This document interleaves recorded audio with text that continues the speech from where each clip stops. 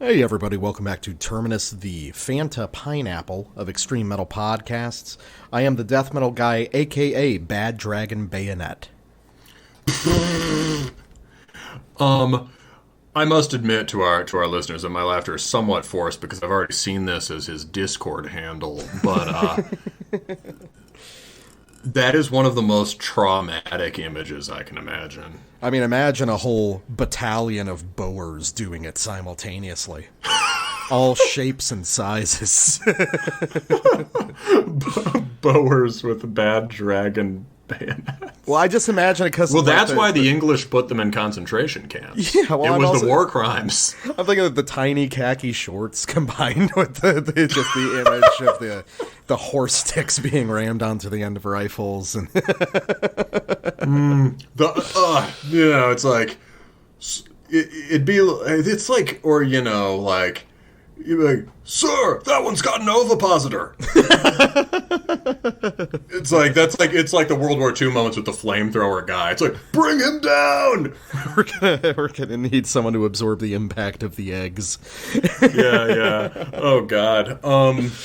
So I am the black metal guy, aka Bleach Pizza. This is my concept for this band would be on the front page of Bandcamp Daily, and they would be there would be 2 women and 2 men. One of the women would be a lesbian, the other would be a she/they, and it would be very difficult to tell them apart. And of the men, one would be a scangly guy with a receding chin, and the other would be indistinctly puffy. And they would all have tattoos of like sort of gooey pizza slices, and they would play something that's like kind of like post-punk and kind of like shoegaze and kind of like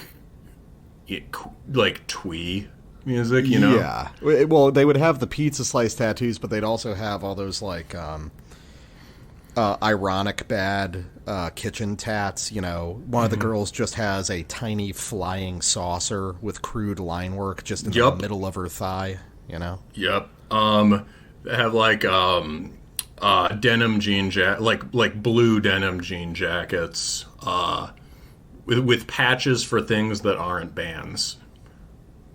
Oh, oof. Yeah. I don't like music anymore. Hail! This is Brandon from Cromlech, and you're listening to Terminus.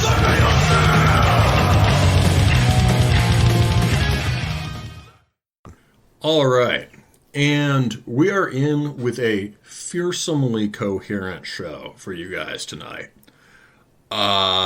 This is the first time in a long time, maybe almost a year, we've checked in with, maybe more, we've checked in with the kind of emergent American subgenre we've been calling Outlaw Rock. This extension of black metal to an American context that has transformed so much it may not even make sense to call it black metal anymore, and might be carrying the music in a good, productive direction, renewing it, as it were. So we've got Grave Pilgrim first, Ink and Fire second. But you'll notice we've done something a little bit unorthodox. We're reviewing 2 Grave Pilgrim records.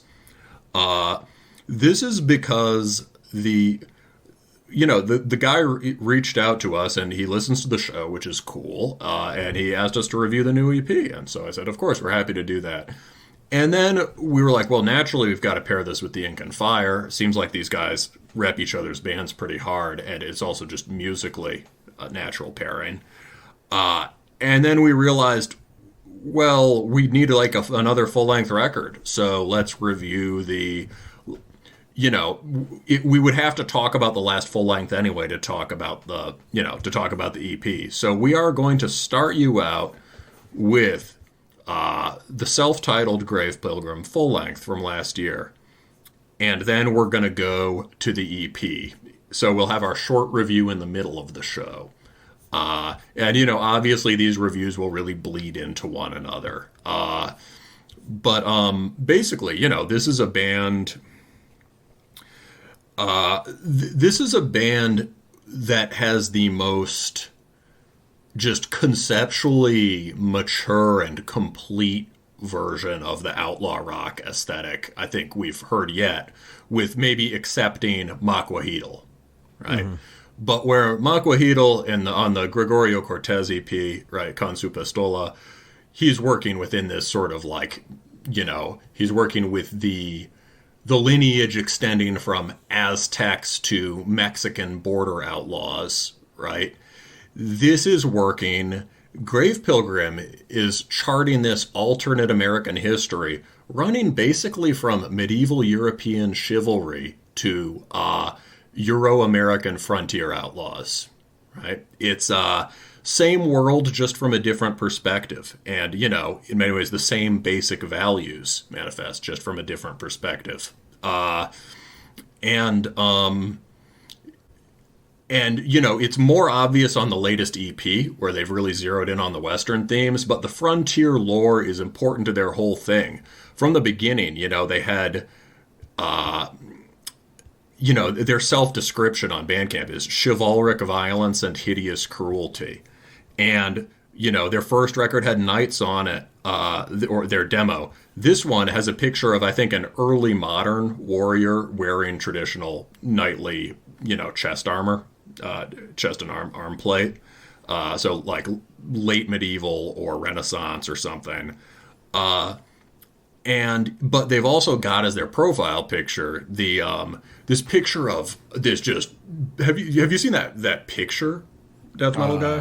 Let me see what on their Instagram. Of their sort of no, their Bandcamp kind of profile image of this dude. This like wild-eyed, long-haired American, American frontier prophet. And I had to do some digging and reverse Google image search, and it turns out he's the founder of Oregon. Okay. Or not the founder of, but he was a crucial figure in the origins of the state, and this kind of, and he was literally 6'4", so imagine a 6'4" dude who looked like that much of a Chad. And so the Americana stuff has always been important, and these guys are from these guys are from Oregon, and they're from northwestern Oregon, so far, I think probably rural Pacific Northwest. So, long continuum of history, lots of lore to work with, deep and flexible, dynamic sense of tradition, and interest in translating that into a modern American context. Really cool. The other thing is that musically, this is incredibly ambitious. It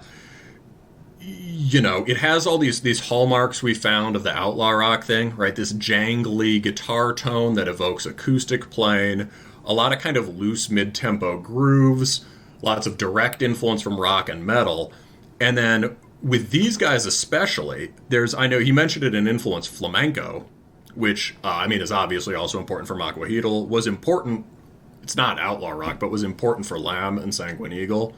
I think flamenco is just becoming like a standard reference point for USBM stuff now. Mm-hmm. And also, tons of intrusions direct from like Renaissance and medieval folk. There's a hidden track on the middle of the record that's a cover of a Renaissance lute track. I like the idea of describing a Renaissance lute piece as a track. Like, period appropriately. Eustace, will you examine this new track? It's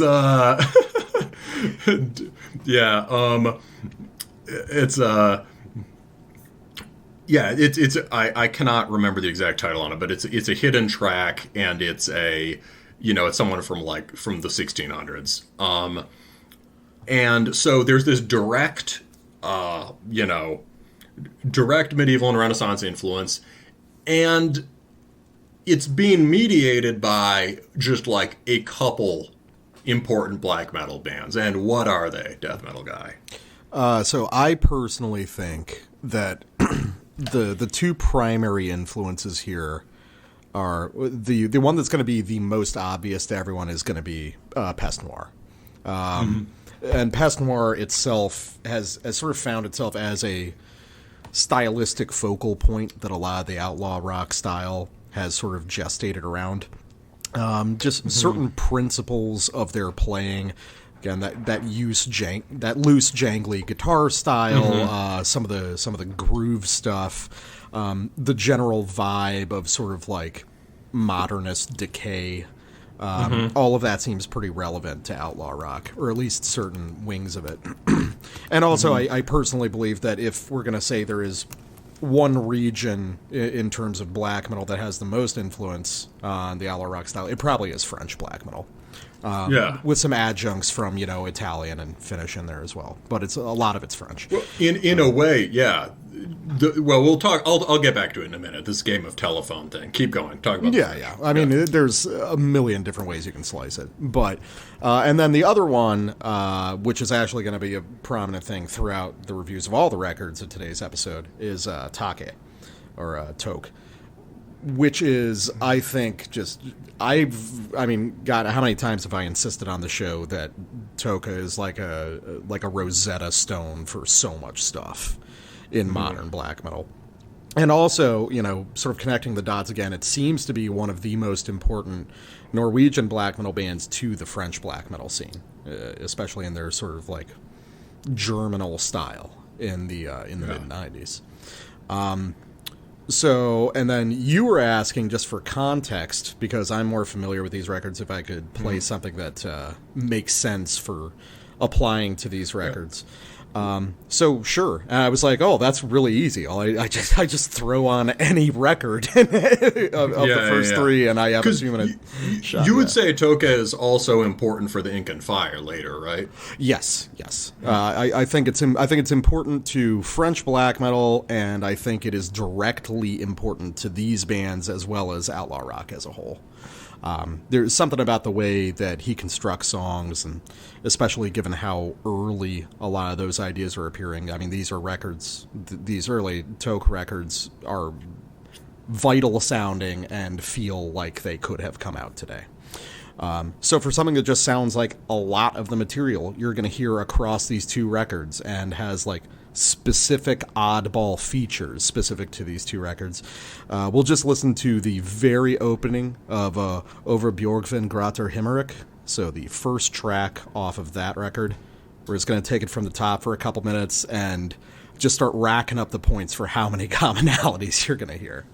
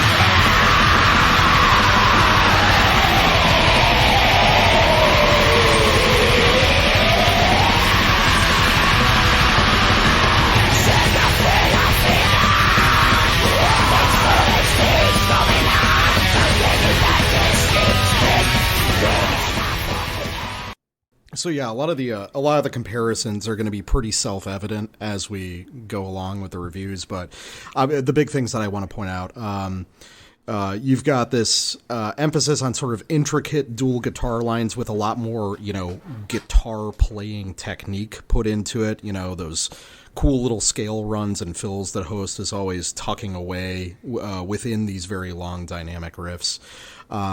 You've got the sort of sense of propulsive groove, as well as that like intense manic energy across the blasting sections. You've got that little snatch of clean vocals, very sort of oddball clean vocals. You'll hear some of that on the Ink and Fire. Obviously, the extended guitar technique, you're going to hear a ton of that in the Grave Pilgrim. Basically, I just think that Take's fingerprints are all over both of these bands, and probably just Outlaw Rock as a whole. The kind of lurching deceleration into triple time after the first couple blast riffs, that's very much like the thing Grave Pilgrim do all over the record, all over the full length, and especially in like Thick as Thieves, which I've sampled. It's an early example of a kind of, it's like Toke is like you could go either to a kind of modern guitar sound from that, or to this kind of jangly thing we're hearing in the USBM bands from there. You can kind of like smooth it out, and it can, those sort of melodic ideas kind of become the host for like the Seigneur Valon style. Yeah. And then it also has the jangle stuff too. I don't hear the chording so much being like these American bands. But he did make some harmonic innovations that are totally relevant. Like on other, like he's one of the first people, along with Nagelfar, to be doing serious major key riffs in a black metal context. You can generally hear the brighter color of the chords throughout that. Yeah, but you are right about kind of the chord voicings and stuff. The Take doesn't have a lot of those inverted chord shapes that just became the fundamental, core of like French and Finnish black metal riffing. Yeah, well, he's got, and it's more, those all sounded more like, sort of like noble Nordic symphonic folk music or whatever. But like on other, but at the end, right, the thing that was closest, you pointed it out, you get that kind of like, you get the speed metal lick that's being played in this very rock and roll way with the jangly tone, right? Yeah. And you're going to hear that, really on both records, but especially on some stuff I've sampled off of Grave Pilgrim. There are also a lot of parts where he really hits the pentatonic center of the Dorian scale really hard in a way that, we were talking about before the show, evokes Celtic folk and, really elemental Northern European folk, but also often comes very close to the blues, and he'll throw in bluesy guitar playing flourishes all the time. Yeah, we've talked about that relationship between like early American folk music, which is all sort of Scotch-Irish descended, and the way that gets into the blues and rock and roll, those ideas get smuggled in, and then it takes Thin Lizzy with Emerald to like bring them out again a bunch of years later. Well, and the parallel, like blues comes from, there's pentatonic music in Africa that influences it too. So it's like a parallel evolution of. Yeah, you were talking about like Malian guitar music. Yeah, exactly. Yeah. So it's just, so this convergence, but we get a lot of. Exactly. You get this sort of comprehensive manly pentatonic riffing in Toke that sounds both Euro and bluesy and rock and roll, and gets accentuated more and more as it becomes more kind of like he goes more and more for the Norwegian redneck thing as the career goes on. Noregsvapen, he was the first to put banjo in a black metal track. See, I've heard a lot of people say that. I want to say there was some like old Nocturnal Mortem that might have had something banjo-like on it, but I would have to go back. I guarantee it did not sound like bluegrass. It wasn't a full hoedown. Yeah. No, this was military grade hoedown. Yeah. All right, so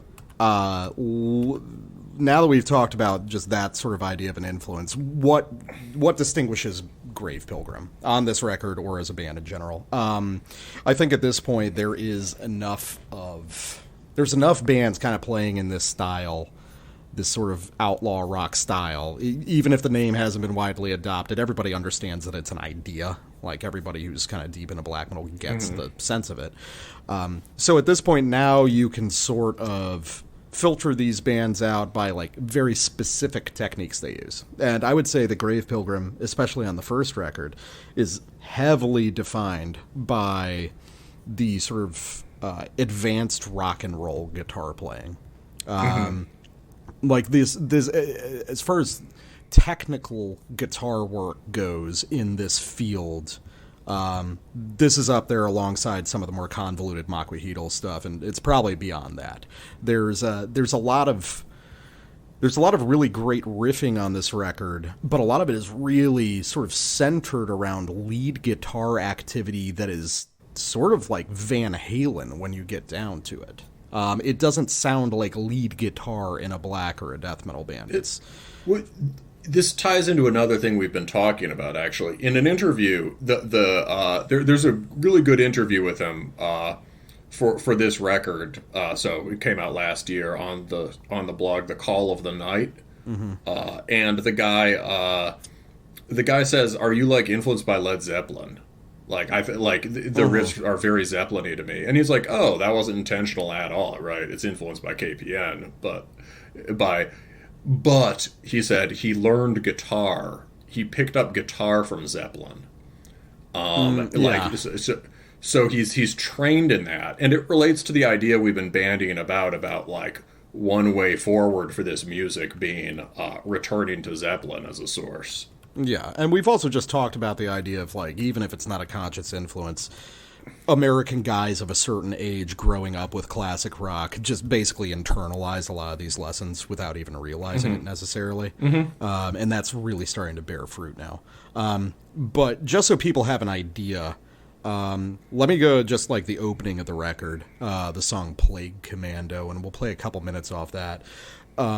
This is pretty straightforward. This is a good sample of Grave Pilgrim kind of at their most direct and aggressive, and frankly, I like the riff.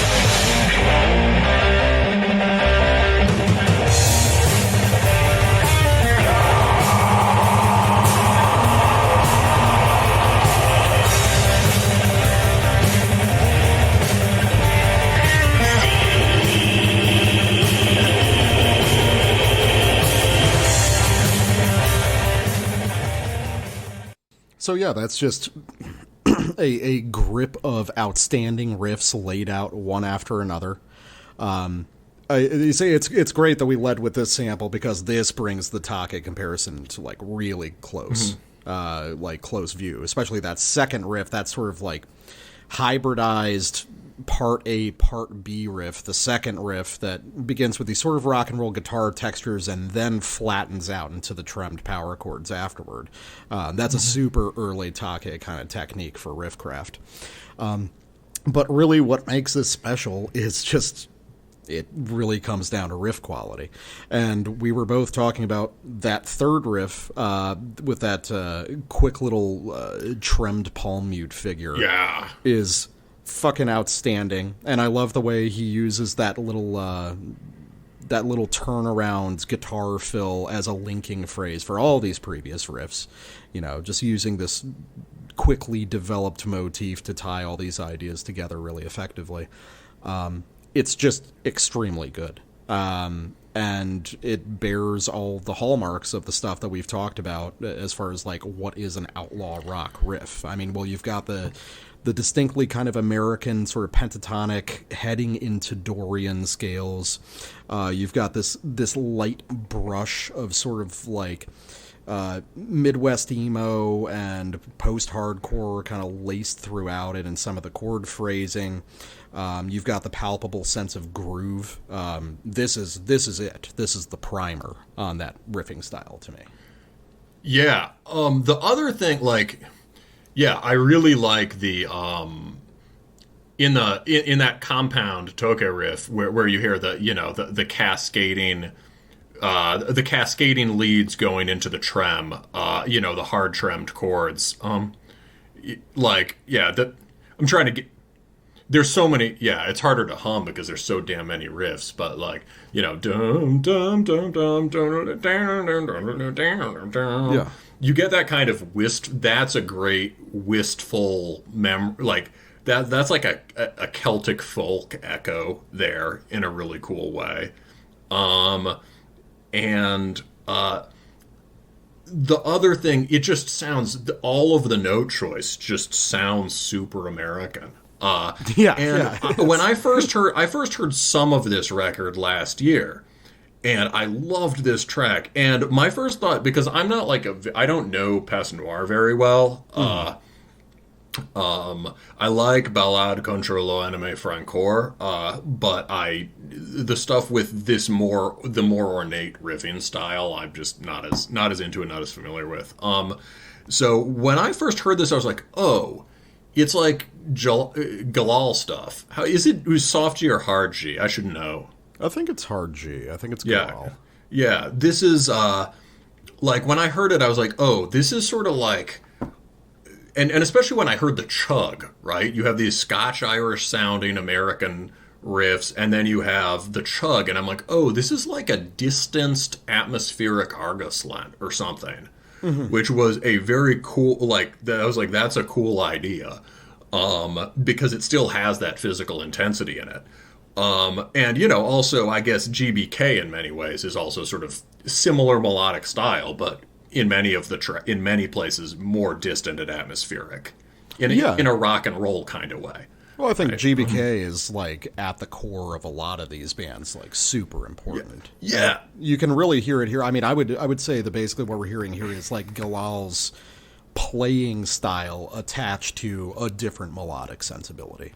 In terms of the physical act of playing guitar, yeah, it's very similar to the way Galal constructs riffs. Yeah, well,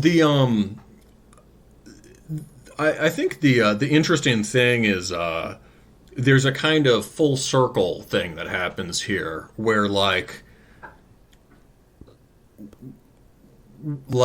probably what happened is that the sort of rock and roll and yet strangely ornate technical style of GBK influences Peste Noire, right? And then really the whole outlaw rock concept develops in France through Peste Noire and Base who go really hard on the cowboy thing. Yeah. And they sort of invent this aesthetic, and it transfers back to the U.S., partly by direct influence from them, partly by listening to the same shit as them. But there's this sort of full circle thing where GBK goes to France and then comes back to America as now as now like one of the most influential canonical bands. Yeah, I've always liked I've always liked it when scenes sort of like re-import their own ideas transformed.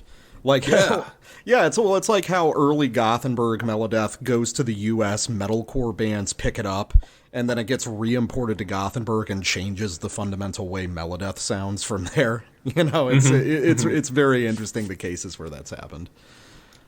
Yeah. It's so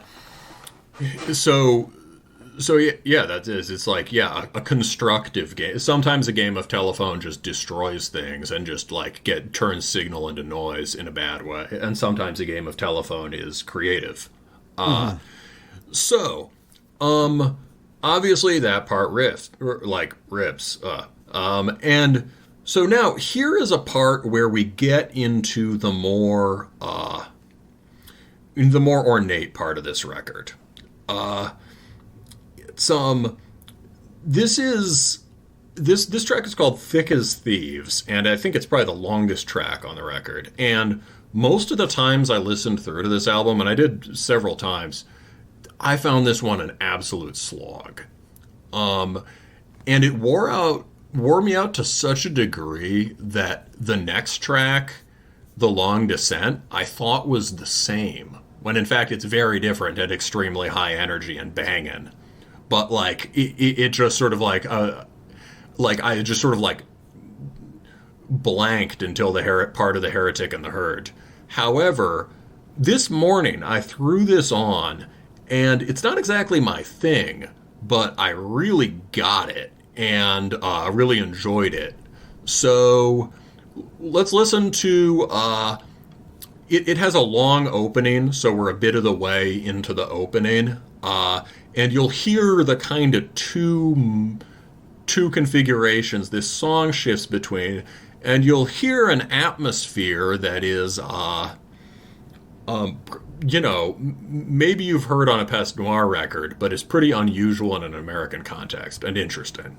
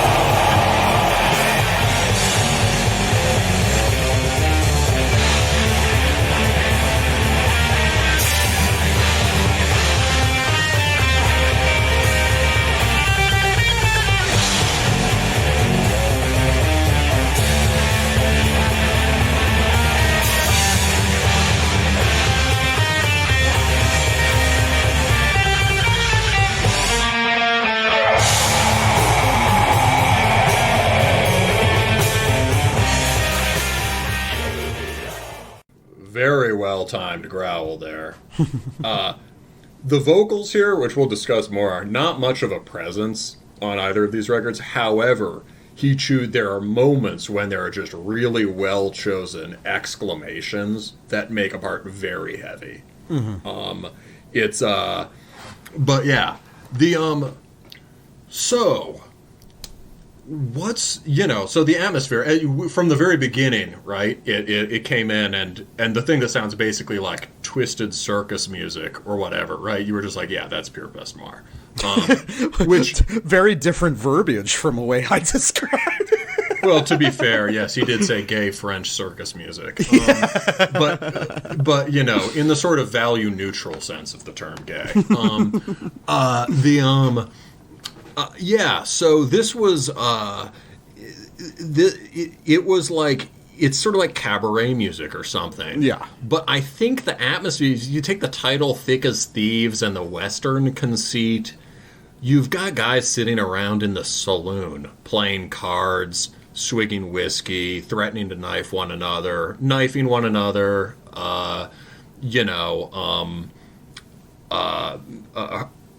harassing the ladies of the night, things like that. Getting harassed by the ladies of the night. Can't we just finish our card game? Getting stabbed by the ladies of the night. Stabbing the ladies of the night. and yeah, okay. And so on, right? This is sort of, it's the transfer of that sort of French dockside sea shanty or French urban pickpockets den or whatever vibe to an American context, and it suddenly made a lot of sense. One thing, this also brings to the surface one of the things that's like maybe a strength and a weakness here. So, Grave Pilgrim are in many ways drawing on exactly the same influences as the stuff that I consider, way too florid and accidentally poppy. That's big these days, right? It's drawing on exactly the same well of references as really big riff, triumphant big BM. This is the the Peste Noire vibe means there's a lot more emphasis on sort of gritty or sour or sinister minor key. And a lot more willingness to hit dissonant tones and stuff, which I think people could hopefully hear here, right? They're not just all like big consonant hook riffs. But the thing that the Peste Noire does have in common with it is that the riffs are just really long, right? And there are a lot of them. It's highly ornate. And so this is it kind of, I would say it goes both ways for Grave Pilgrim. The risk of that riffing style, which I find to be very true for those French bands, and even for like a band like Sunopfor, is just there are too many good riffs, and it just turns into riffola. Well, I mean, my primary complaint about Peste Noire has always been just how kind of labored a lot of their songs feel. Like there's always like 4 minutes of the French circus noodling in the middle of it before it gets to the next riff that they actually want to get to. Well, the funny thing is it's probably not it's probably highly improvisatory. Famine is just like he's definitely one of the a master of stupid smart. Right, that guy is really that guy has has worked very hard trying to convince people he's an idiot. And he's not fooling me. The guitar playing is just like really good, and I think he just freeballs a lot of that stuff. And there's a similar approach here. Weirdly, I think I like the sort of atmospheric wandering improvisation more than I like the big riff here. Yeah, we're flopped on that. Yeah, like the big riff is, I think the big riff is very well done, but it sounds to me like a turnaround, and it's and it has this like big sort of like it's sort of a climax because suddenly it gets loud after all the more sort of more ambient kind of stuff. It crests and then falls down and whatever. And so the first time it hits, it's this big, powerful release. But then it has this, like, sinking feeling in the middle. And I feel like you could almost do it as a one and done. It's really, really smartly well constructed. It sounds totally not like a metal riff. It sounds like the kind of thing you could have heard 400 years or 100 years ago or whatever, right? There's a lot to recommend it. But after 2 reps, I'm starting to feel like, given the phrase is so long, 4 is a lot. Mm. And as the song goes on, they break. You can hear them breaking out of it at the end of the sample, and now we get back to the more sort of acoustic textures, but it's a lot more driving and up, right? It's less distorted, but it's more. We get more sort of punky, metally momentum. Then they just go back to the big that big phrase at the end, and this is a case where weirdly I think I may prefer the extremely ornate riffing when it works, when they're exploiting when like, instead of riffola, it's texture and atmosphere. And it's just like, yeah, there's a guy in the back corner playing guitar and another guy next to him playing guitar, and one of them's improvising, and, someone else is in the corner playing the piano, and people are listening to them, but mostly they're playing cards and arguing. Mm-hmm. Yeah, I get what you mean. I'm just more primed for... I'm probably more primed for the guitar guy stuff on this record, just because I come from more of that background. So for me, there's just like enough depth in that riff to really sink my teeth into for 4 repetitions, but it's also just a riff that is not shaped in really what you're pursuing in black metal. So I definitely... Because you were talking while I was playing, it was like... It was reminiscent of the parts of GBK that you're not really interested in. Yeah, it has this... it is... Yeah, it's just not like... It's not driving or whatever. But it is... But, like, those are GBK riffs I respect, you know what I mean? Yeah. It's like, these are, like, deeply learned and interesting riffs. And I think that one totally has a place in this song. I just feel like one thing that makes this track feel long is that riff comes back more than it needs to, I think. And I guess the other thing, so that's the criticism, but the compliment there is... Weirdly, I guess I trust this guy to noodle because it's not noodling. Like, a lot of the improvisation is really good, and one thing I've talked before about wanting to hear more of in black metal, and thinking especially, I mean, American stuff is a good place for it, wanting to hear more openness and improvisation. Mm-hmm. Mm-hmm. Well, speaking of not being driving enough for you, we both sample off a track called "The Heretic and the Herd," and we like opposite parts of the song, which is interesting. I like the opening. The black metal guy likes the back half, and I think this is just really impressive because. So this track is where a lot of the sort of like Midwest emo texture really comes out for this band. It's sort of a background influence to most Outlaw Rock, I think, but it's pretty prominent on this song in particular. And I guess my thesis statement for this is, like, I think this is what post-black metal should be, where Grave Pilgrim on this song basically construct a really cool sort of ornate indie rock song, almost like something from the Appleseed cast or something, out of black metal parts. And just every time I listen to this record, this track and this section of it in particular, right at the opening, really struck me.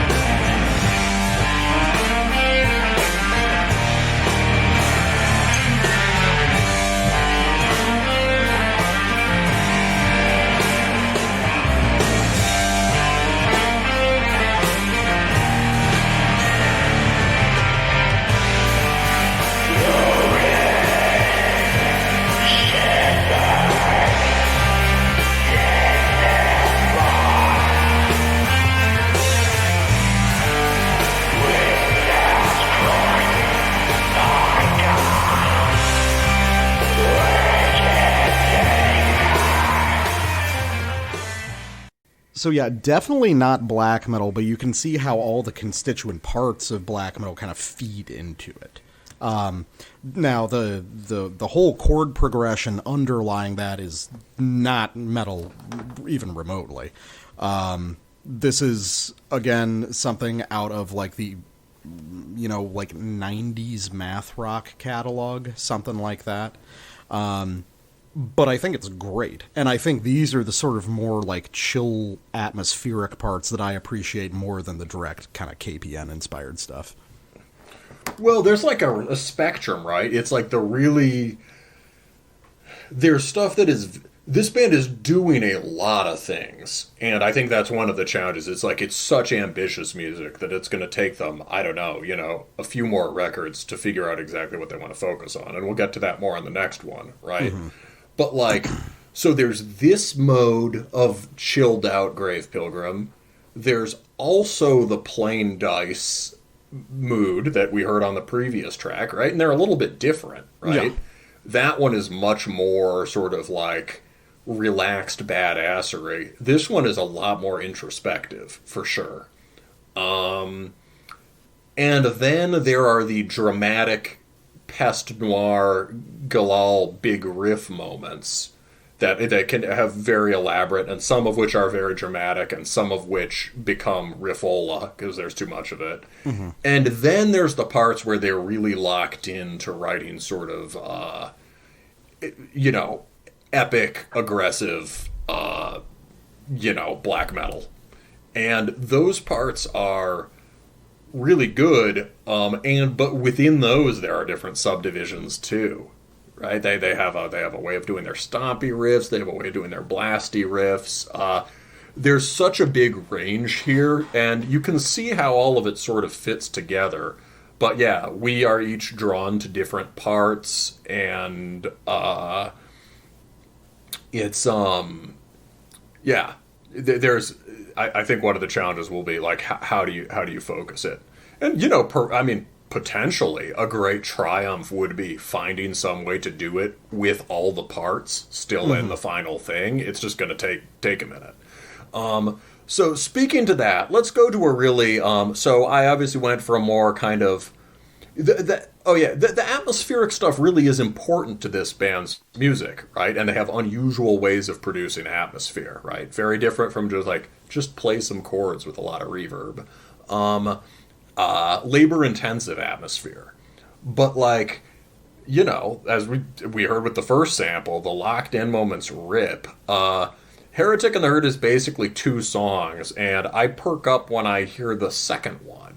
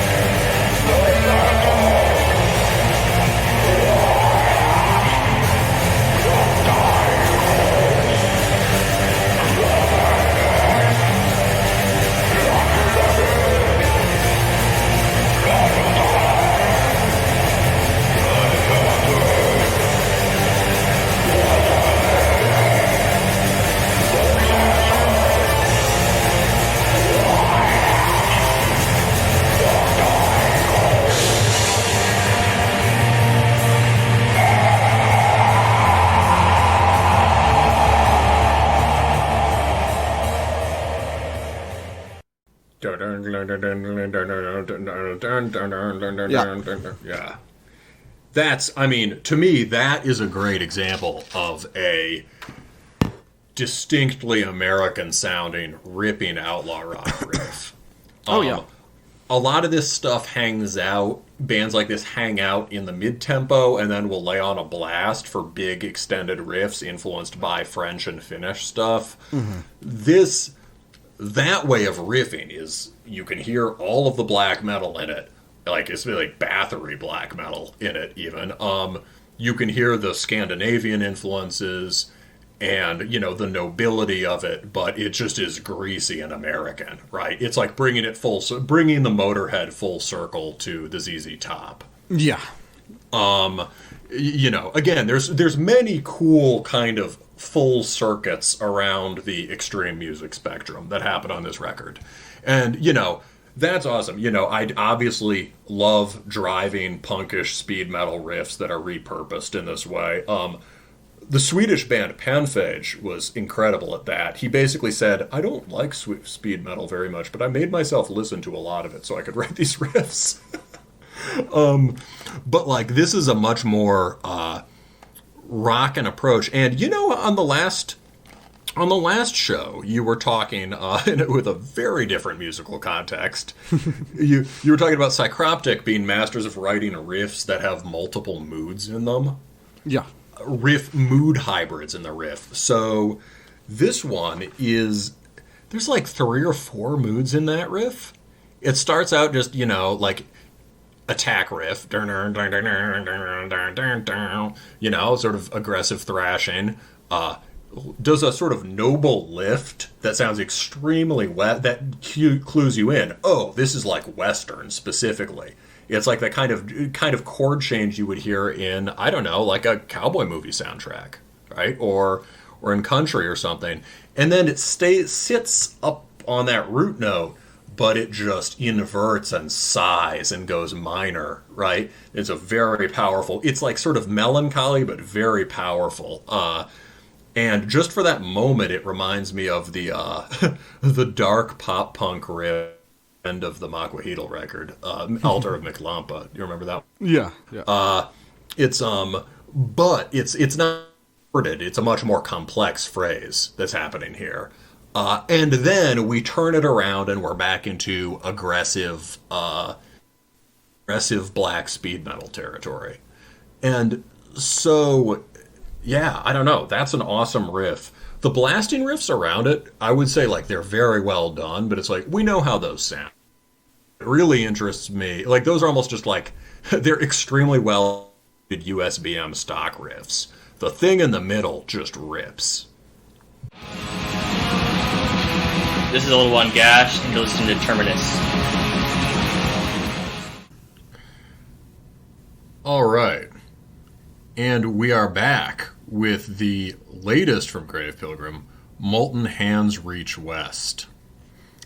This is an EP. It's following up 1 year later, and here they are really consolidating the Old West aesthetic, the frontier thing. We've got a probably Civil War or post-Civil War era soldier on the cover. Well, that would be I would assume, based on some of what he described in the emails, that's probably part of the Glanton Gang. That was a group of ex-Confederate soldiers post-Civil War who went out west to become scalp hunters amongst the Indian territories on the sort of Texas-Mexico border. It's the thematic core, sort of the material core from which Cormac McCarthy's Blood Meridian descends, which one of the guys from Grave Pilgrim mentioned in the email is like one of the primary influences to this EP and probably the project as a whole, which is cool because that's my favorite book. So yeah, I figured you'd know a lot about that. Yeah, the second to last track is which is a spooky. They've gone more full on with some of the ambient stuff, and the second to last track is John Glanton's Bones. And yeah, we can talk more about the thematic stuff then. It's so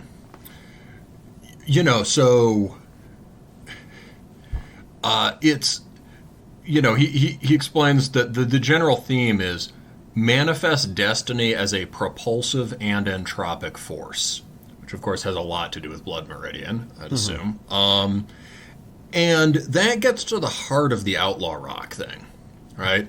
We've talked about how, like, it's important that this music not have the kind of the guilt that usually discusses, that usually accompanies, like, frontier lore in this way.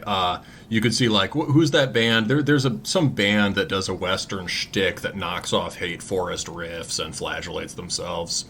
I have no idea. Yeah, it's, it got a lot of press. But basically, right, on the one hand, it's affirming the outlaw and cowboy and, frontiersman legacy.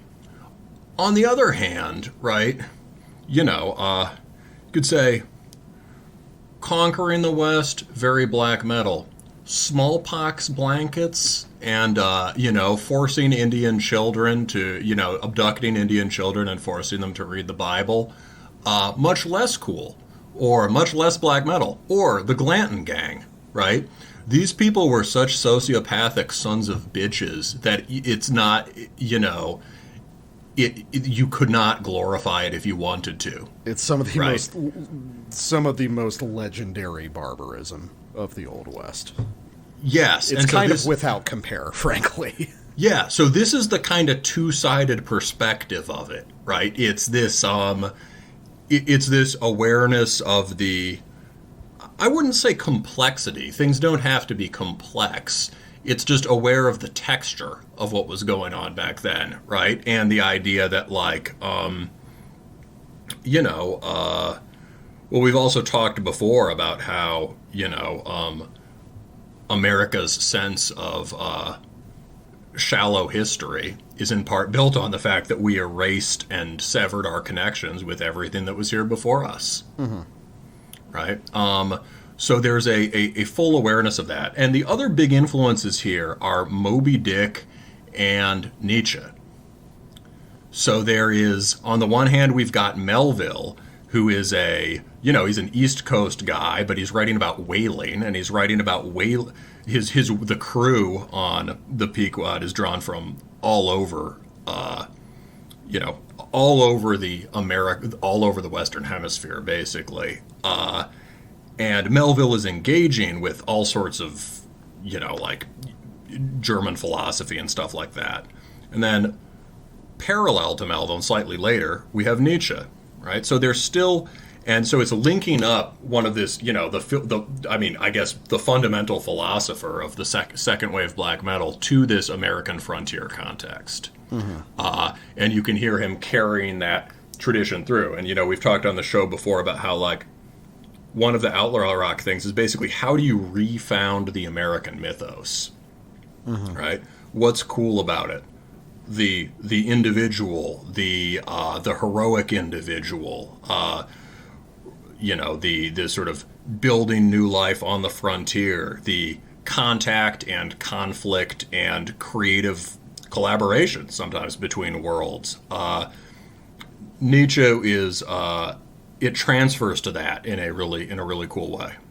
Yeah, and all of the sort of constituent parts have sort of like relentless inevitability as like core themes to them, and I can see that sort of connecting here, the idea of that's a very good point.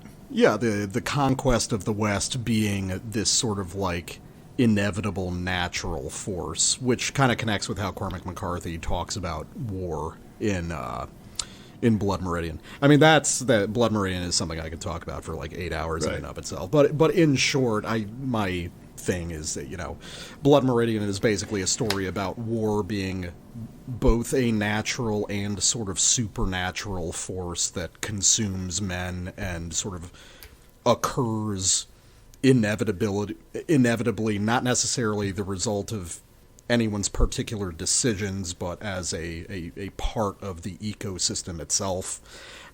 It's really interesting. You would actually love the book. So. Oh, no, I'm sure I would like Cormac McCarthy. That's, I tend to ignore novels and especially stuff written recently, but like, I for sure need to read those books. Oh, yeah, he's my favorite author. You've heard me talk about him up and down, yeah.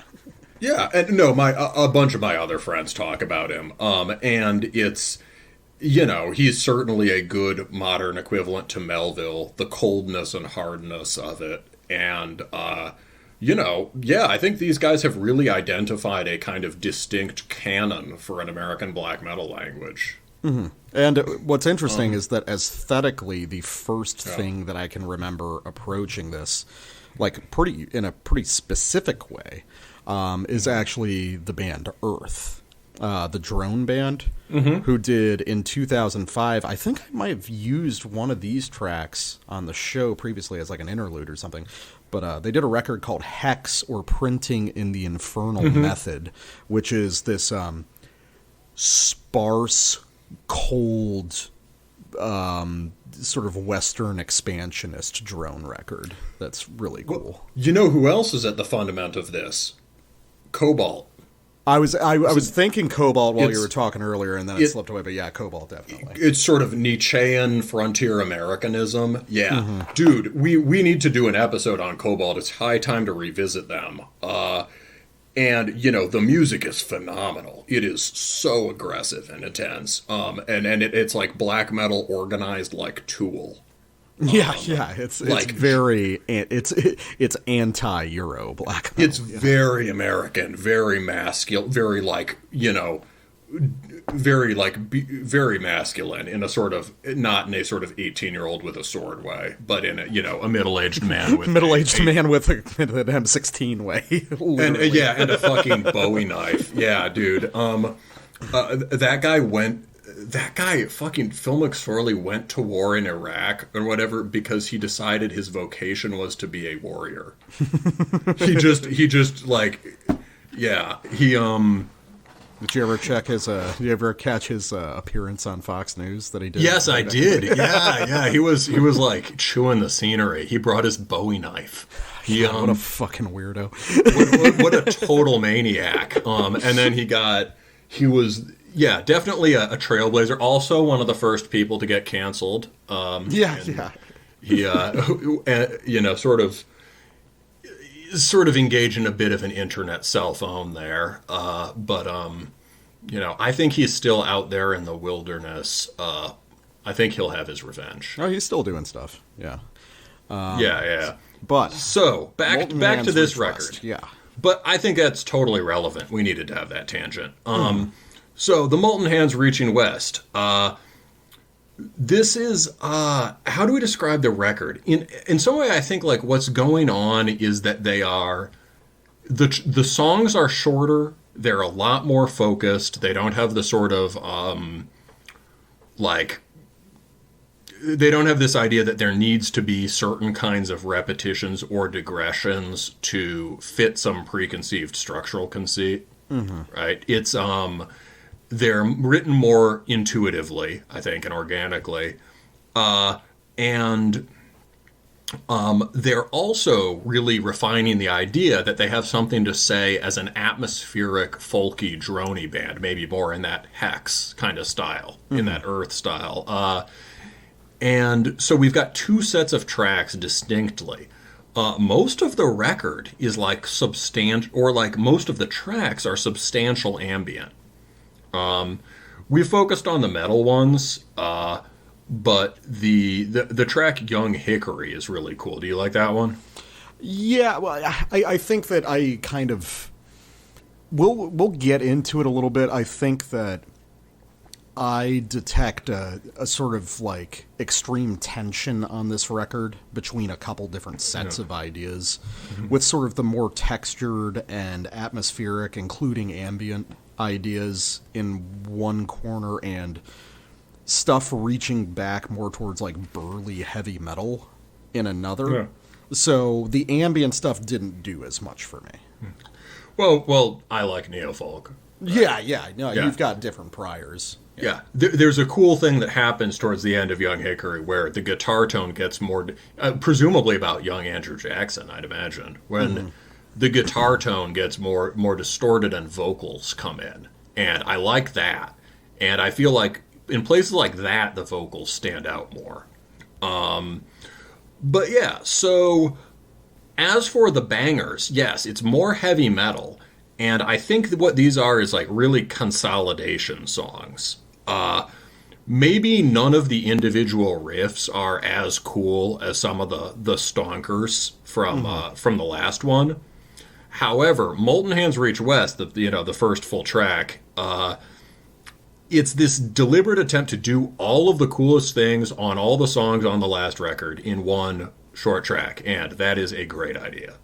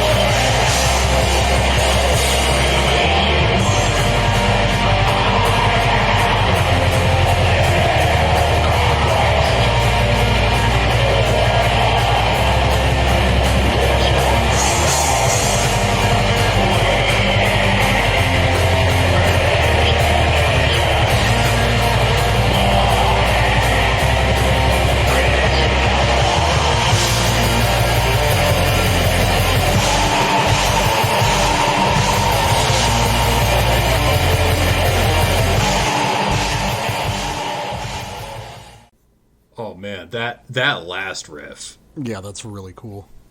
When these guys want to deliberately write a climax, it's not just like a sugary hook riff. It is actually like this culminating moment that has its own distinct emotional charge and responds to things earlier in the song. Mm-hmm. And just like sign.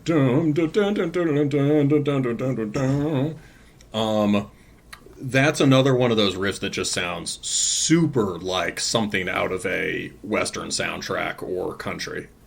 Yeah, well, I think it's really interesting because that big streak of like traditional heavy and speed metal doesn't really appear nearly to the same degree on the first record. It comes out in a big way on this one, and I really like it. I am really fond of the newer wave of black metal guys getting really invested in like trad metal stuff. I think it's a really neat movement in general. Well, yeah, I mean, I think to some degree it's if you take the riffing style on the last record and pare it back and focus it more, you're going to get more like trad metal riffs. So obviously the center of that sample was the Galal Necrosotomy speeding ticket riff. Yeah. Right? That is the stomp that sounds like you're just like hitting, I don't know, 169 miles an hour and you're like laying back in your seat cruising being evil, right? But it's like a hard stomp. But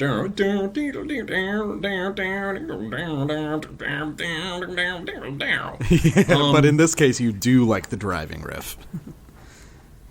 Oh yeah, in this case, well, that's because it's not a secret agent man riff, right? This is a kind of riff that, like, the big epic Dorian scale stomp riff has certainly been abused in USBM in recent years, but, like, there's a reason they're popular, right? Mm-hmm. And just the riffing is, as you say, I like the riff. The riffing is so good. He has the basic riff pattern and then he's playing around it. You could also hear at the beginning of the sample that more just another one of those propulsive speed metal riffs that, again, has cowboy chord changes. Yeah, they litter the whole record. Yeah, so that directly echoes that thing from The Heretic and the Herd. So I like hearing them consolidating this vocabulary. If you want to write more direct driving songs, that and the speed metal and the stomp are both really good places to start. And, like on the last record, I feel like there was so much texture and then so many really big blast or pyrotechnic riff moments that there wasn't a core of rhythm guitar riffing.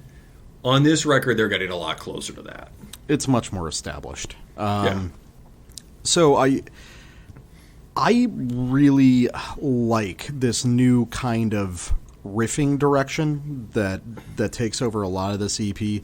I guess my question, though, is that it's like, I guess the parts of this record that I like the most are sort of the least aesthetically contiguous, because I really like this sort of like desolate, vaguely supernatural, dark Old West aesthetic. But the parts that kill the hardest on this EP are just beer-drinking stompers, Yeah. It's like, so I want to go to the final track, Hard to Be a God, which is apparently their first demo was sort of a single version of this, but it seems like it's been rearranged. And this is... I know we've talked about it a lot on the show, but if anyone was ever going to deny the whole... like Thin Lizzy to black metal, arc. It would be pretty difficult to challenge here. Let's just listen to a couple minutes of this, and it's just like, it's fucking Emerald off the bat, man.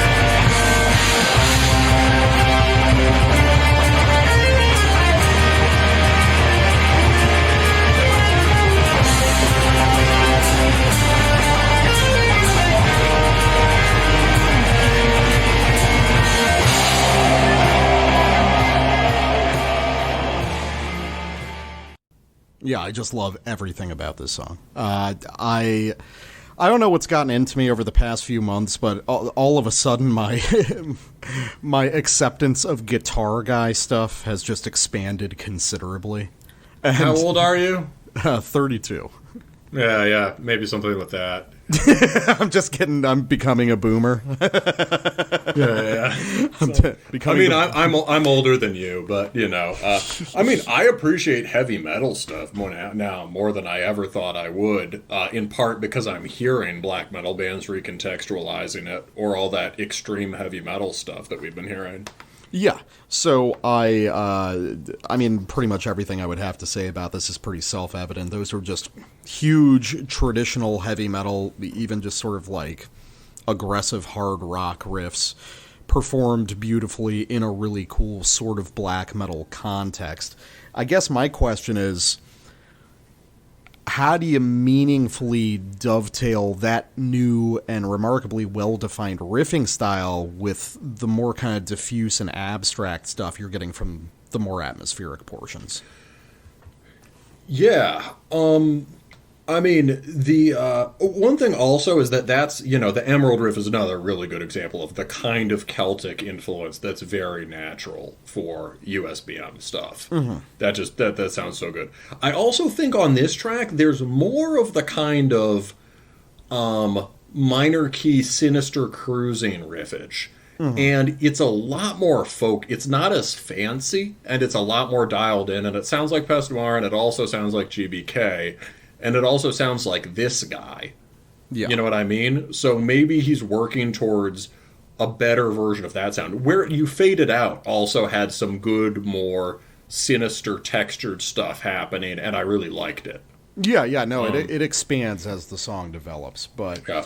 I can't help but wonder, what's the trajectory for how we marry these kind of disparate ideas? Because here it's like everything's been focused down into basically a smaller handful of ideas, but they do feel a little bit diffuse from each other between tracks on this album, which isn't necessarily a bad thing. I'm just wondering, is there a way to marry them in a way that makes for a piece that is as complete musically as it is aesthetically? Yeah, it's the intuitive thing might not be off limits. Just like do the ambient parts as the interlude. Mm-hmm. Have interludes that don't suck and are substantial, and have more than one on the record. I'd be fine with that. We're trying to wrap it up. Can I do something self-indulgent? Sure. Well, it's because I was reading it like an hour before the show, and I was like, God damn, it's all here. So it's been a long time, but I'm going to read something, but it's brief. So this was from George Sorel's Reflections on Violence. Here we go. I believe that if Nietzsche had not been so dominated by his memories of being a professor of philology, he would have perceived that the master type still exists under our own eyes, and that it is this type which, at the present time, creates the extraordinary greatness of the United States. He would have been struck by the singular analogies that exist between the Yankee, ready for any kind of enterprise, and the ancient Greek sailor, sometimes a pirate, sometimes a colonist or a merchant. Above all, he would have established a parallel between the ancient heroes and the man who sets out to conquer the far west.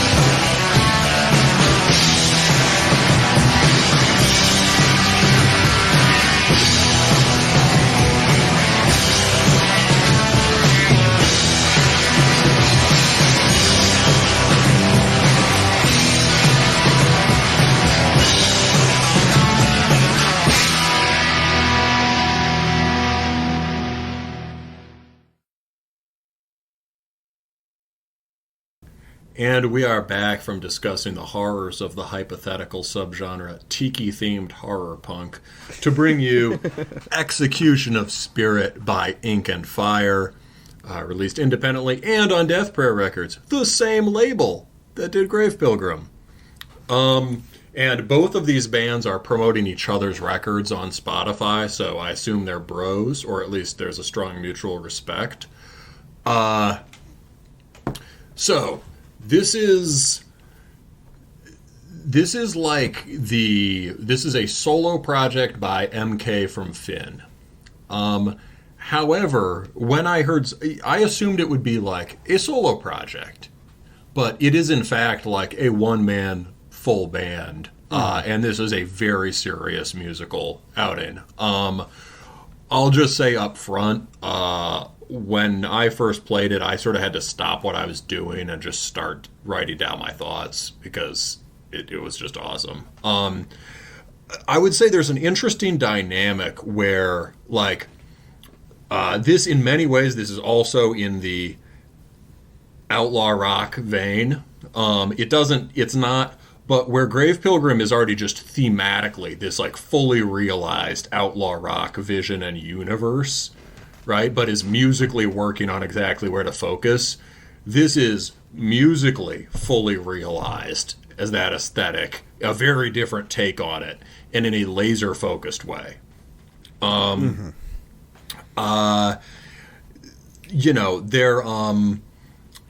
So how to describe this stuff? This is a natural, you'll hear exactly the same sort of voice, guitar playing voice, riffing style that was pioneered in Finn, but transformed in really significant ways. So Finn was highly influenced by, it's basically like peak Franco-Finnish BM, highly influenced by like the most elaborate, glorious Satanic War Master riffs, and I think very much by French chivalric stuff. And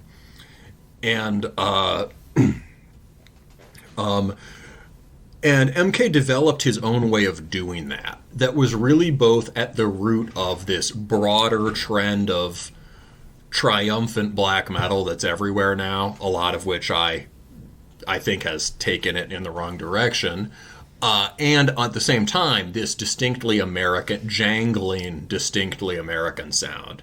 And he would play these big, broad chords that were almost like, it was very much like playing acoustic guitar, but playing them with the speed of like Satanic War Master riffs, and just moving around the fretboard in a way that you would think was physically impossible. Is that a fair description of the old Finn stuff? Yeah, I mean, you're better acquainted with it than I am, but yeah. And part of the problem, part of the thing with Finn is the riffs were very noble and very bright. And it's extremely solar music. And the aesthetic was drawing on the chivalric thing, but also tending towards this more American outlaw thing. I have a Finn shirt, and the cover and the front is a horse archer, but surrounded by it, it's all like stylized eagles with semi-automatic rifles. So it is moving that chivalric ethos westward.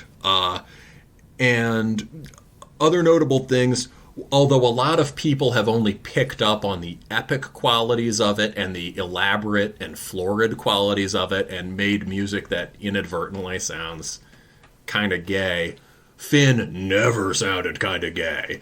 It was very masculine, just very like a flamboyant masculinity, like the best of the French and Italian bands. And it was in part also because there was a very powerful drum attack. It was almost like hearing this highly developed black metal chording over like Diocletian drum tracks. Mm-hmm. And the trem, also MK's trem was extremely aggressive and would occasionally lock into these more propulsive, speedy parts. So the music was delivered very forcefully and with a horror vacuum density. Every single space that could possibly be filled was filled, and massive riffs would be jammed against each other, sometimes in ways where he was just like by fiat. It was like, yes, these riffs go together, don't they? They're both sick. In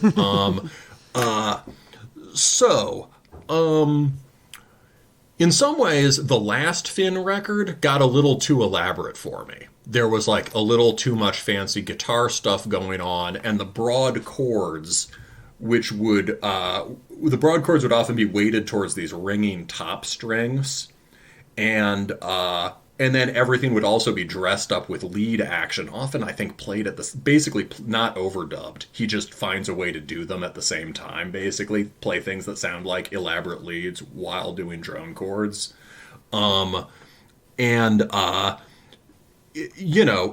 It was, for my personal taste, it was an awesome record, but for my personal taste, it was a little too elaborate, and I felt like the big chords and the ringing tone and the constant leads had a way of diffusing some of the energy, taking away that focused central line of the riff.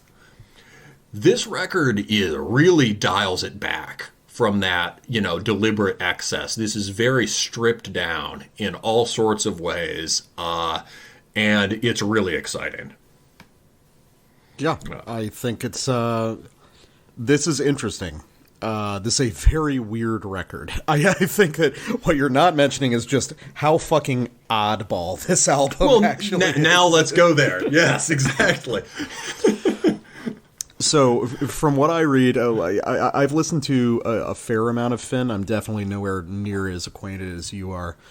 You've got more history with that wing of things than I do. But from what I can tell, the core riffing style of Finn is very intact here. It seems like MK has a particular kind of eccentric guitar style, and that's fully represented here. But I think what's really kicking this off is a couple things. One is how, demented and fast the whole thing is. Finn was fast, but this has just, schizo energy behind it. Finn was fast, but in a war metal blasting way. This is fast in a hardcore, in a ripping hardcore way. Yeah, or in a death metal way in certain places. So there's that. It's extremely fast. There's a lot of very concise tracks. And it's interesting that you say it's stripped down, because I get what you mean, but I think this will sound extremely elaborate and extremely complex to a lot of people. It's sort of like Finn songs have been taken and compressed down into 2/3 of the space they occupied previously. The other thing that I want to point out are some of the just really kind of wild left field influences. And And here it seems to be really heavy on like 60s and 70s psych rock and like acid folk stuff. I'm picking up a lot of just very, very unusual kinds of melodic ideas, especially in the clean vocal passages that dot the record, that remind me a lot more of like late 60s freak folk stuff than they do anything in the metal spectrum. And I think that in a lot of sense, I mean, this is an Outlaw Rock record. This is firmly like within the greater milieu of that style. And I think that you can kind of define Outlaw Rock bands, at least in part, by kind of the classic rock bands that they're most interested in. And for me, I think for MK, it's probably The Who. That seems like the particular classic rock band that's really influential here. It's hard to describe, but I grew up on, The Who and the Rolling Stones and stuff like that as a kid. So there's some sort of like intangible quality to it that strikes me as this is related to some of the most stadium ready of classic rock rather than the more intimate and remote stuff. So I gotta say, I wouldn't be surprised if he didn't listen to that stuff at all. Oh, it's possible. Yeah.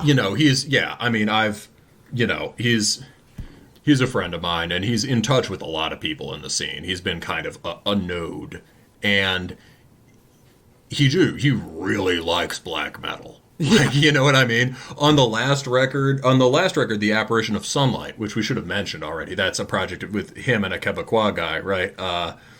I mentioned some affinity with Quebecois post-punk, and they were like, nah, that's just like BBH warbling.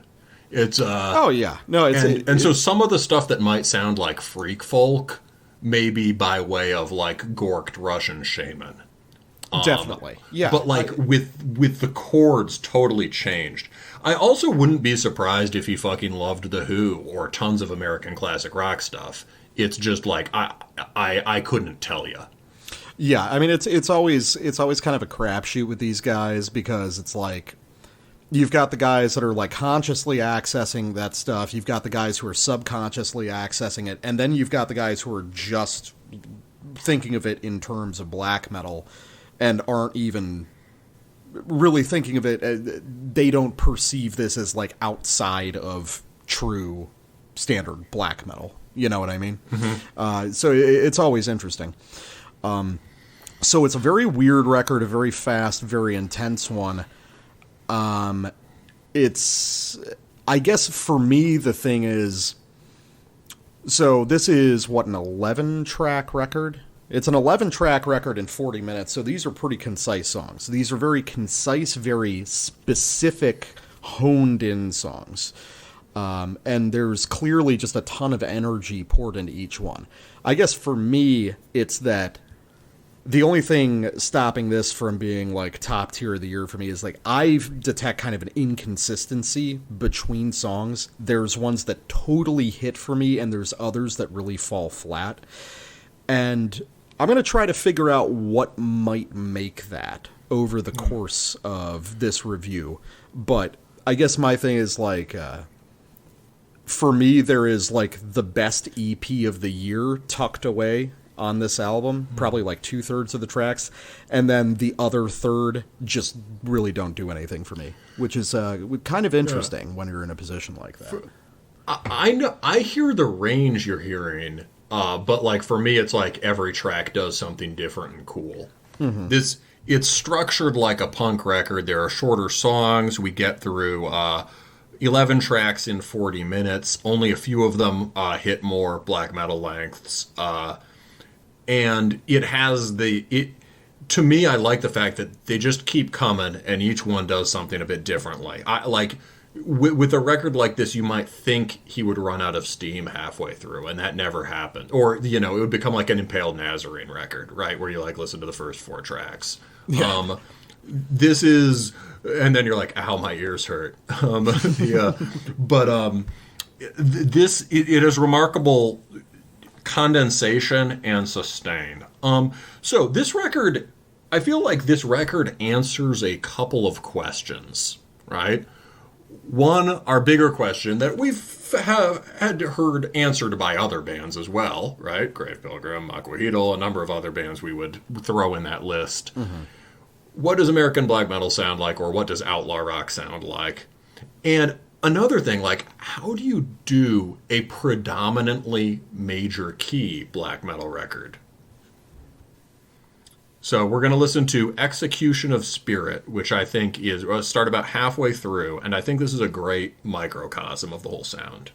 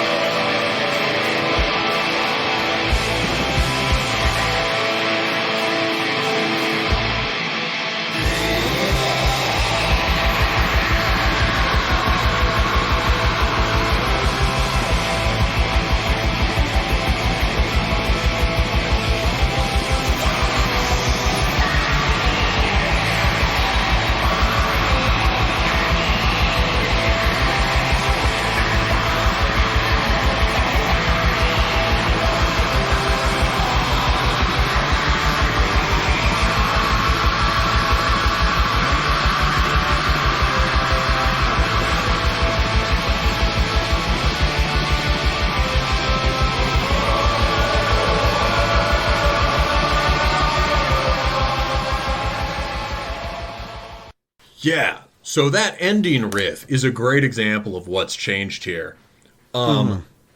It snaps back into this stern Dorian scale blasting riff, right? Which is like one of the more like the chords tighten up, fewer strings. It becomes more like a classic Franco Finnish thing, and that's like Finn at their most scowling. And then he turns it around in this major chord turnaround that is distinctly rock and roll and American sounding, he just changes the. It's a great example of a hybrid riff and of basically recontextualizing the earlier, more black metal style of riffing. And then the end of the track, right? He finds a way to, a lot of the time tracks this straightforward don't have endings, right? You just you just end on the second riff, right? Or whatever, right? There's more than two riffs of this, but it's, he ends it by doing a kind of coda or turnaround thing that both of us find very unusual and very rock and roll. What were you associating it with? I was thinking of it as like a psych rock thing. Growing up, my dad listened to a lot of kind of like obscure psych rock, the Electric Prunes, or for something more, a little bit more sensible, something like Captain Beyond, Oh, I know Electric Prunes. It's very like early psych rock / proto-punk type stuff. I don't really like using the word proto-punk. There's just punk before the name. Stuff like the Sonics, stuff that like has simple kind of thrashy chords, but it's still primarily major key, in a rock and rolly way. There are a bunch of classic, There's some classic garage rock songs that have chords like that. I don't know, like "Hey Little Girl, Walk On By" or whatever. I'm maybe conflating two, but basically, there's probably plenty of like Stooges stuff that features chording like that, I would imagine. Not really. The Stooges is more like blues and Dorian power chord. That's why it's kind of the beginning of extreme music. It's on the first record, there's some more Louie Louie going on, but it's pretty organized around just like strong root tonality and not doing those kind of major sounding blues turnarounds. It's like stuff that was around the Stooges for sure. Like early, I mean, even like who's the guy? I'm blanking on his. I should know his name, but the Fortunate Son guy. Oh, you're talking about Creed's Clearwater? Yeah, like he has early stuff that's really kind of punky too. But yeah, I don't know. Basically, just Murica, fuck yeah. But before that is the interesting thing. One way he adapts from Finn is that like on the one hand, the riffs themselves, the core riffs, are a lot simpler. There are fewer chords per riff. They work more as chords rather than these rapidly flowing Franco-Finnish sort of melody through chord thing. And yeah, it's the riffing. The core riffing is much more centered on these 3 or 5 chord structures, and more focused on the rhythm. And so all the core work has to come from that, and the leads are used more just strictly as decoration rather than this omnipresent thing. But on the other hand, even as he's doing this sort of punkish condensation, he's also giving the music a lot more space. So the sample opened basically on this long section of just ringing chords and the big part in the middle, right? Ringing major chords and just this kind of then the lead decoration under it in this way that's a lot like the KPN stuff from Grave Pilgrim. Did that make sense to you? Yeah, although I would say I feel like when he does those sections, the sort of chord phrasing he's using reaches a lot more toward Ukraine. That makes sense. Yeah, well, that would explain why I like this so much. And in terms of who did good major key black metal, well, nobody tried to record it as the center tonality of a whole record, right? But Astrophase does it for, like, after Toka and Naglfar, Astrophase does it, then Druk does it really well. And you could hear some of that. There's a real interest in drone. And that's what I loved about this middle section. When I first heard it, I could barely make out the sort of lead stuff happening under it. What I could mostly hear was the drone, just the clanging drone over it.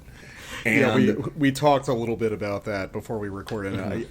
One of my complaints about the record is the production can be a little bit excessive for me. The sheer amount of like reverb and delay on everything is, I mean, I like plenty of it, but given how intricate a lot of the guitar work is, I kind of wish it was dialed back a little bit just so I had that little bit of extra clarity.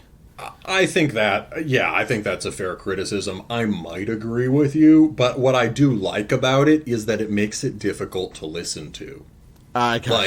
Well, now I've just become the boomer guitar guy. So. Yeah, like this also has the thing of Finn where the level of intensity is so high that nobody is ever gonna this is not easy listening music. And that kind of blown out wind turbine clang. It can have the effect of spreading out some of the chords more than I'd like, right? And diffusing sound to some degree. But primarily, I love how it works as just a noise effect. And, it's like deliberately obnoxious. Yeah. In a very black metal way. Like the sort of ringing upper chords in Finn were more, you could hear them more clearly. It was less. This is like clanging, and I know how you love your clang. I do love a clang. I love a good clang on my black metal record. Okay, so I've been kind of critical. Well, let me get to one of the tracks that I really like. It's funny because Execution of Spirit was one of the ones I earmarked as one of the tracks I didn't like. So it's interesting that you selected that. So maybe this will clarify a little bit more where I'm liking this and where I'm not. I think I've got a theory that it's like, I like the stuff... I don't like the stuff that leans into sort of like Eastern European style as much as the more sort of ornate take type stuff, but we'll get into it. So I want to listen to Slit Throat of Bacchus, which is another, to my mind, a pretty straightforward ripper. But I really like MK's ability to bolt really high contrast ideas together, which you kind of talked about when you were talking about Finn. But in this case, it's not the, ugly riff versus pretty riff dichotomy. It's just really radically different melodic ideas occurring right next to each other. But somehow he's making them compelling. He's not tying them together with a turnaround or anything. The abrasion is part of it, but it never has that just like... The momentum never halts, I guess is what I'm saying. Also, there's a really cool part toward the end of the sample where we get to hear this, like, standard German folk, like, Schlager phrase exactly once on guitar, and it never comes back.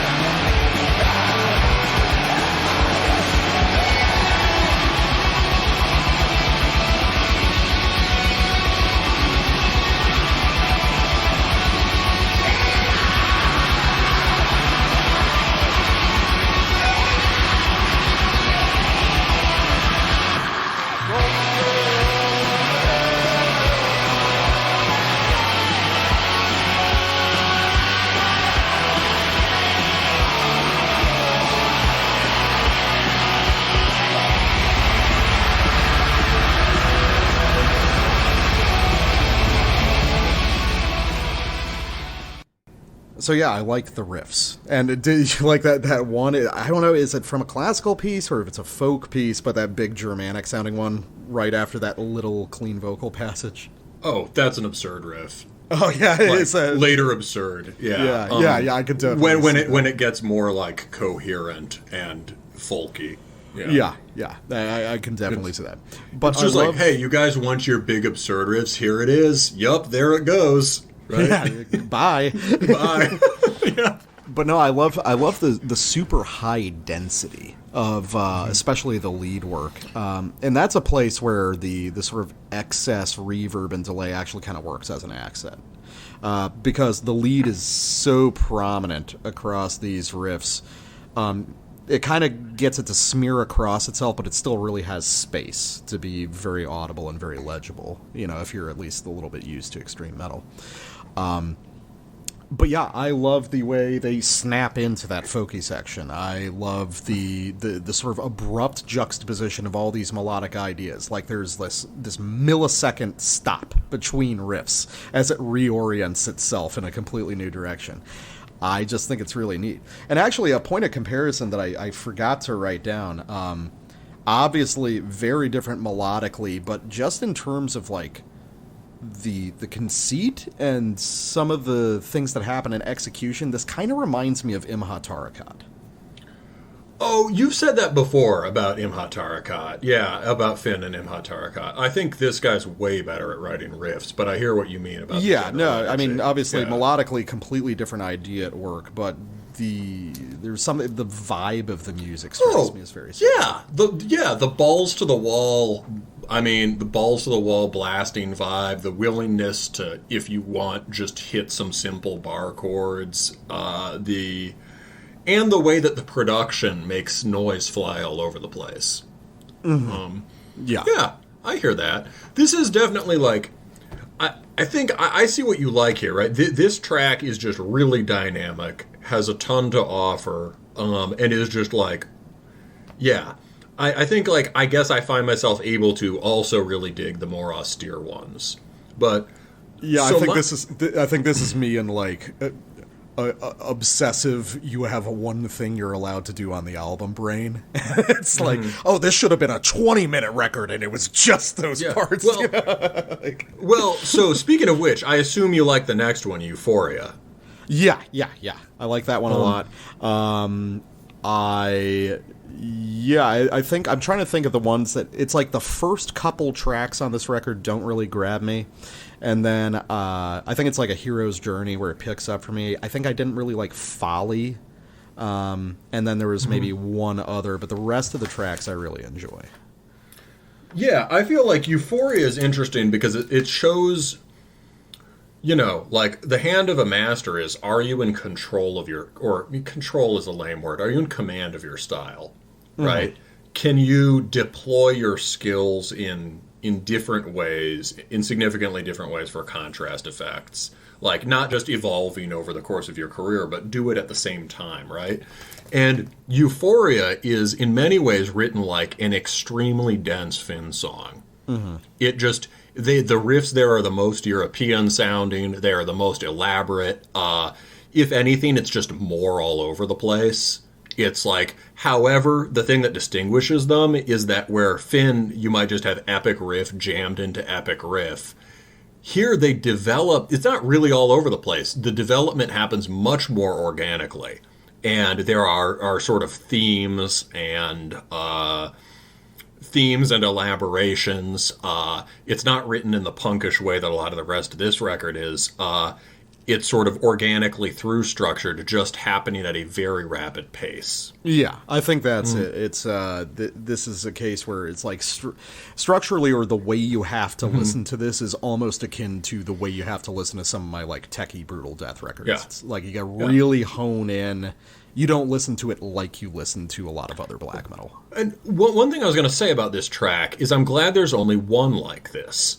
It's this like dizzying display of his proficiency as a black metal riff writer, and it just goes on. And it comes to a distinction that my buddy and I were talking about that I think is relevant to helping me figure out what of the more modern, like noble sounding solar type black metal stuff I like, right? There's a difference between like the euphoric feeling, right, or the cathartic feeling, just this huge feeling of release, versus something that's like high spirited, right? Something that's sort of like sustained, you know, there's a place for the euphoric and cathartic, right? And you can get swept up in it and sort of carried away, and it's a thing that just is an activity unto itself, right? It's exhilarating and exhausting. And some bands, I think, try to just give you that all the time, right? It's the all climax, all sugar, all that's Imha Tarakat. Yeah, exactly. Yeah, and or you know, these bands that I think take the florid Franco finish or Galal stuff way too far. On the other hand, right, there's the high spirited, which is also bright, also life affirming, also might have noble or elaborate riffs, but sustains this intensity throughout. And I think this record does a really good job of engaging melodic excess whenever it wants to, but retaining this sort of locked in focus and energy. You can listen to this record while doing cool shit. Yeah. Right? Yeah. You can listen to this record while whatever your work is, you know, for some kinds of work maybe it would be too distracting, but you can listen to it on break. You know, it's whatever your work is, whatever your private quest is, this is a good accompaniment for it. For the coolest, most dangerous part of what you do in the warehouse. You know? Yeah. Hey, guys, watch this. No hands. No, I don't need someone to guide this palette for me. I know what's going on the fourth stack. I don't care. We had a member of the Terminus Discord say he is the best unlicensed forklift driver in his warehouse. That's how you know we're real metal bad boys. None of our forklift drivers are certified in the Terminus warehouse. Mm-hmm. All right, so another song that I really enjoy is Familiar Embers. This is... I think there's a certain grouping of songs on this record that are closer to sort of the traditional Finn sound, or this one actually in particular reminded me a lot of Spite Extreme Wing. So I think that one of my questions about some of the songs that I don't like as much is all these songs have this sort of like really intense manic clattering energy. I just think that some of them structurally, that clattering and that sort of like maximalist approach is sort of spread too evenly across the surface of the song. I kind of like it when these sort of cacophonous moments are more built up to. And I think Familiar Embers does a great job of having all of those parts you've come to enjoy on this record, but just organizing them in a way that makes a little more sense to me.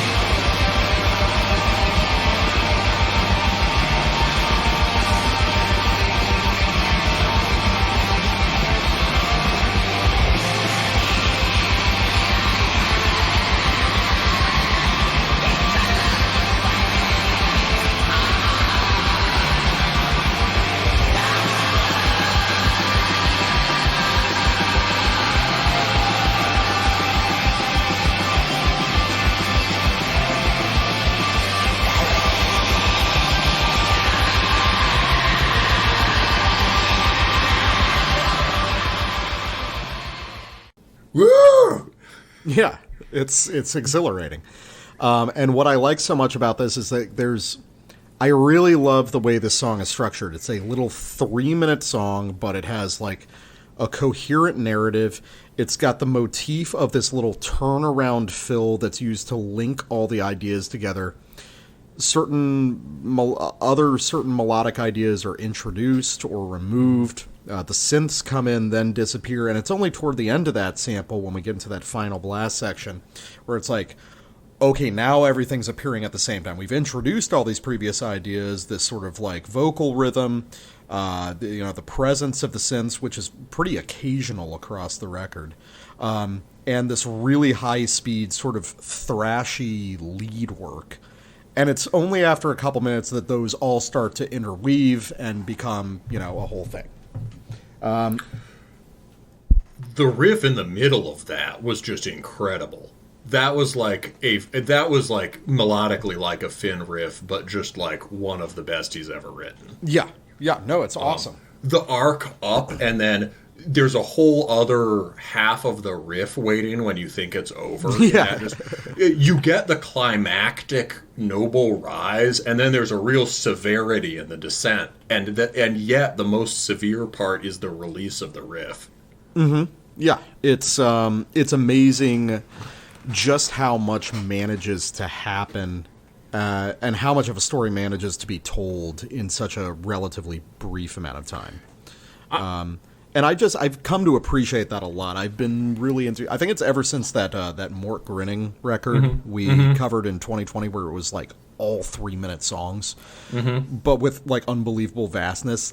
I'm really into that now. The idea of these very concise but ambitious black metal songs, and this is one of the best in that regard for me. I like unbelievable vastness. Yeah, the mastery. I hear what you mean here. There other parts of some of the tracks that I like better are deliberately kind of rugged versions of this style. Mm-hmm. This is just that complete command that happens in Euphoria directed towards this more condensed blitzing song format, right? The way that the melodic climax then dials it in to these two interwoven blasting speed metal riffs, just like crushing. And it's like the riff simplifies, but now you get, instead of a climax of melody, it's a climax of intensity. And then you think that's the climax until you just get this, bashing. There he I like what you said about when he builds up to and unleashes the noise. Mm-hmm. Undoubtedly, the move towards that noise release is, really effective, that he then just dials it in right at that point. The climax, the true climax of every Ink and Fire song is when it goes bwang, the loudest. Yes, no, I was just yelling during that part. It just sounds like a tugboat blowing its horn. It's it's a tugboat. Yeah, toot toot, motherfucker. You're on the dock doing the pole sign with your arm. Toot toot, motherfucker, I'm towing your ship. It's it's so cool. There he's just laid on these major chords, and it's that's a good example of what I mean about the move to much simpler shapes in many parts of this record. He's totally comfortable just smashing two major chords, mm-hmm. In an almost noisecore way, and doing it with this incredible really cool internal torque to the riff. And he just does that. Where you fade out is I think if I had sampled this track, this might be my favorite track on the record. Maybe yours also. I'd say it probably is mine. I think for me where I really, now I've realized how just incredibly good the lead up to this part is. But for me, the noise part was where I was yeah, motherfucker. And I sampled the whole thing. And I wrote in my notes just new forms really loud. The thing of innovation, right? It's not when you're writing more and more complex and sort of accomplished riffs, you're doing something meaningful, right? But you're fleshing out existing structures. So in a sense, Finn was part of basically finishing black metal. Mm-hmm. Finishing the Franco-Finnish style. You can't do anything more ornate or complex or sort of show-stopping than those kinds of riffs. This is stepping back with that in his toolkit and returning to very basic extreme music ideas and being okay, what if we did this in a major key?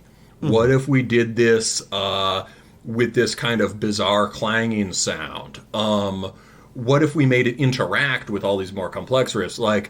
There's in the same sense that black metal guys took the basic idea of the thrash riff in the Norse scene and just made new melodic and harmonic shapes from it.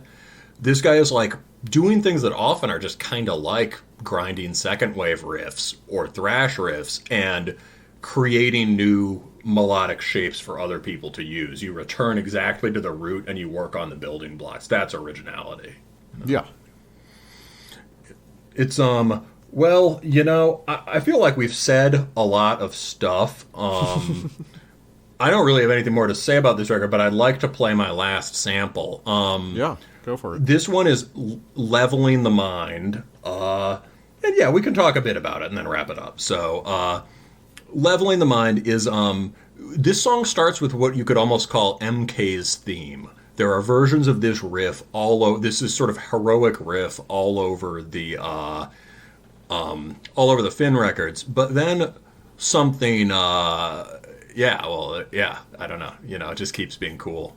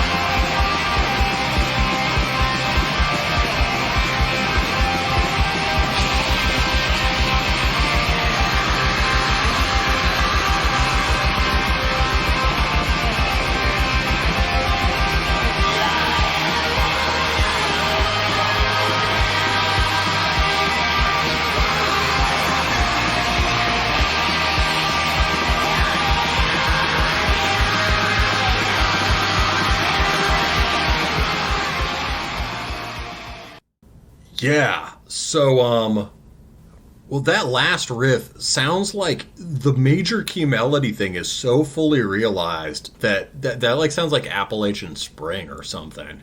Yeah, it's. I was talking it's a very like some of the more ambitious Eisenwinter stuff sounds like that.